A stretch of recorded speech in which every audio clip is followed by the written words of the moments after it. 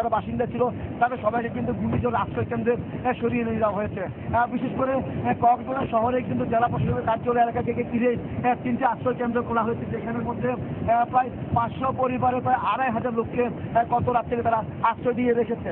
এবং শুধু এই কক্সবাজার যে সদর নয়, আমরা জানি কক্সবাজারের 7টি উপজেলা রয়েছে, কুতুবদিয়া, মহেশখালী, উখিয়া, টেকনাফ, তারপর রয়েছে চকরিয়া, পেকুয়া, এই সবগুলো উপজেলায় কিন্তু একই পরিস্থিতি। অর্থাৎ উপকূলীয় যে এলাকা বাসিন্দা রয়েছে তাদেরকে গতকালকে রাতকে মাইকিং করে করে কিন্তু সরিয়ে আনার চেষ্টা করা হয়েছিল।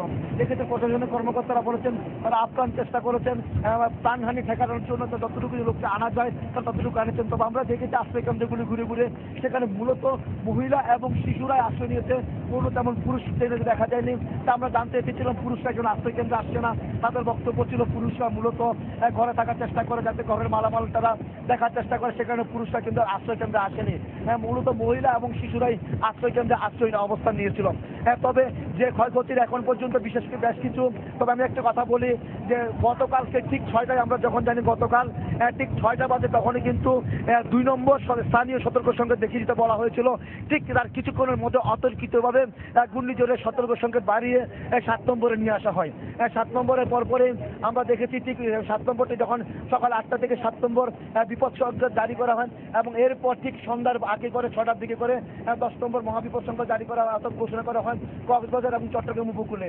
এক্ষেত্রে বিশেষ লক্ষণীয় বিষয় হলো 7 এবং 8 বিষয়গুলো হচ্ছে যে উত্তর এবং দক্ষিণ দিক থেকে যেসব আঘাত হানে তাদেরকে 7 এবং 8 নম্বর হিসেবে বিপদ সংকেত দেখা হয়। তবে 10 নম্বর হচ্ছে সরাসরি আঘাত হানাটাকে 10 নম্বর বিপদ সংকেত মহাবিপদ সংকেত হিসেবে কিন্তু তুলনা করা হয়।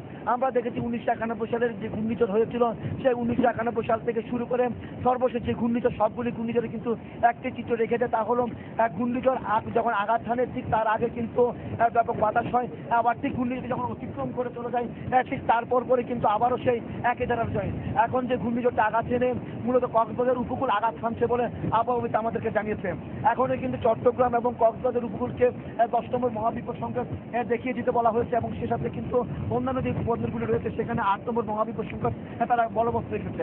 তবে গতকাল থেকে এই 10 নম্বর মহাবিপদ সংকেত থেকে ঠিক সন্ধ্যা 6টা থেকে এই 10 নম্বর মহাবিপদ সংকেত জারির পরে কিন্তু প্রশাসন তৎপর হয়ে উঠে। বিশেষ করে আমরা দেখেছি ফায়ার সার্ভিস, জেলা প্রশাসন, উপজেলা প্রশাসন তারা চেষ্টা করে উপকূলবর্তী লোকজন রয়েছে তাদেরকে সরিয়ে আনা এবং সাগর যেসব মাছ ধরে নৌকা ট্রলার ছিল তাদেরকে নিরাপদ আশ্রয়ে পাঠানোর জন্য তারা আপ্রাণ চেষ্টা করে গেছে।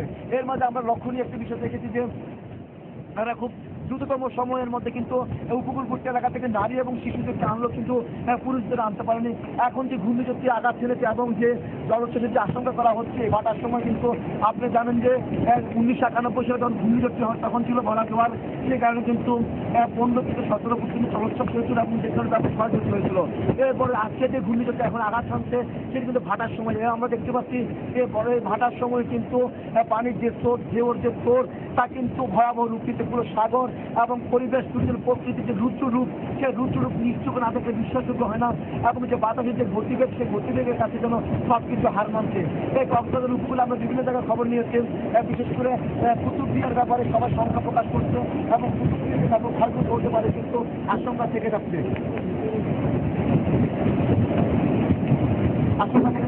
এক্ষেত্রে আমরা দেখানোর চেষ্টা করছি যে প্রকৃতি কতটা রুদ্ররূপ হতে পারে এবং সাগরকে কতটা রুচুরূপ কিন্তু আমরা একটু সাগর দেখানোর চেষ্টা করছি। আমরা সাগর দেখুন সাগরের ঢেউগুলি কত বড় বড় আসতে পড়ছে উপকূলে।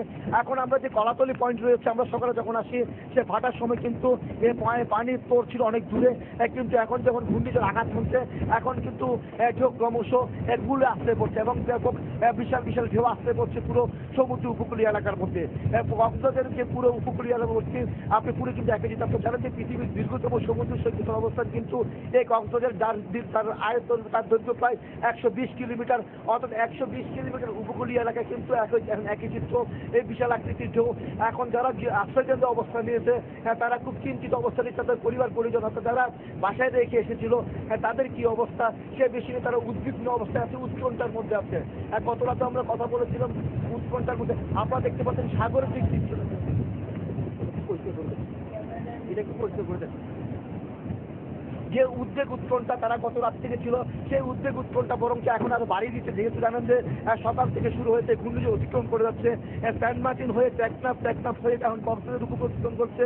এর কিছুক্ষণ পর হয়তো যে কুতুবদিয়া হয়ে চট্টগ্রাম উপকূল অতিক্রম করে যাবে। আপনারা দেখতে পাচ্ছেন সাগরের রুদ্ররূপ এবং প্রকৃতির রুদ্ররূপ কি অবস্থার মধ্যে এই ঘূর্ণিঝড় মারো সে মোড়ার অবস্থান, ঘূর্ণিঝড় মোড়ার কি অবস্থা হতে পারে আপনারা এখনই পর্যবেক্ষণ করতে পারছেন। তবে একটি বিষয়, যারা সাগরে রয়েছে তাদের অবস্থা কি হতে পারে এটা সহজে অনুমান করা যায়। কারণ আমরা যতটুকু জানতে পেরেছি সাগরে এখনো কিন্তু বেশ কিছু মাছ ধরার নৌকা এবং ট্রলার অবস্থান করছিল, কারণ যে যত অল্পতম সময়ের মধ্যে 7 নম্বর বিপদ সংকেত এবং 10 নম্বর মহাবিপদ সংকেত দেওয়া হয়েছে, এত অল্পতম সময়ের মধ্যে সাগর থেকে মাছ ধরার নৌকা কিংবা ট্রলার ফিরে আসা অনেকটা দুরূহ ব্যাপার। সে অবস্থায় তাদেরকে কিন্তু বলা হয়েছিল যে যেখানে যে অবস্থায় আছে তারা যেন নিরাপদ অবস্থানে থাকে সে বিষয়ে নিশ্চিত করার জন্য আবহাওয়া অফিস থেকে বলা হয়েছিল এবং জেলা প্রশাসন থেকে বলা হয়েছিল। আপনারা দেখতে পাচ্ছেন এখন যে কক্সবাজার কিন্তু উপকূলীয় এলাকা অতিক্রম করে যাচ্ছে ঘূর্ণিঝড় মারো এবং মোড়া, এবং সে মোড়ার আঘাতে কিন্তু এখন পুরো ক্ষতবিক্ষত হয়ে পড়ছে পুরো বিস্তীর্ণ উপকূলীয় এলাকা। এর আগে যখন এটা সেন্ট মার্টিনে আঘাত হানে ভোর 4:30, এটা আঘাত 4টা ভোর 6টায় সেন্ট মার্টিনে আঘাত হানলো, কিন্তু তার রেস শুরু হয় ভোর 4:30 থেকে, এবং ভোর 4:30 থেকে কিন্তু কক্সবাজারের এবং সেন্ট মার্টিনের বিস্তীর্ণ এলাকা প্লাবিত হয়ে পড়ে এবং গাছপালা উপড়ে যায় এবং একই সাথে ঘর বাড়ি ভেঙে পড়ে। তবে সেখানে কেউ হতাহত হয়েছে কিনা তা ফায়ার সার্ভিস কিংবা উপজেলা প্রশাসন তা কেউ নিশ্চিত করে বলতে পারেনি। আমরা এখন দেখানোর চেষ্টা করছি আপনাদেরকে যে কক্সবাজারের কলাতলি পয়েন্ট থেকে বিশেষ করে সাগর যে এখন যে কক্সবাজারের অতিক্রম করছে ঘূর্ণিঝড় মোড়া, এবং সে মোড়ার অতিক্রমের কি অবস্থা এটা আপনাদেরকে একটু দেখানোর চেষ্টা করছি এখন।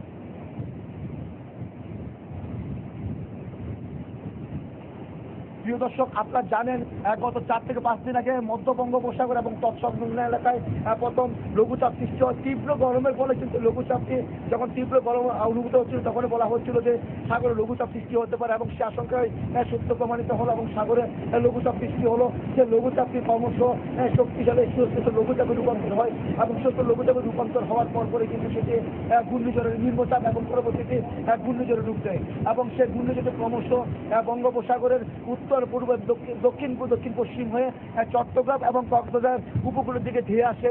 এবং এটা গতকাল আমরা দেখেছি কি এটা আমি যে একটু বলি এটা গতিপথটা কেমন ছিল।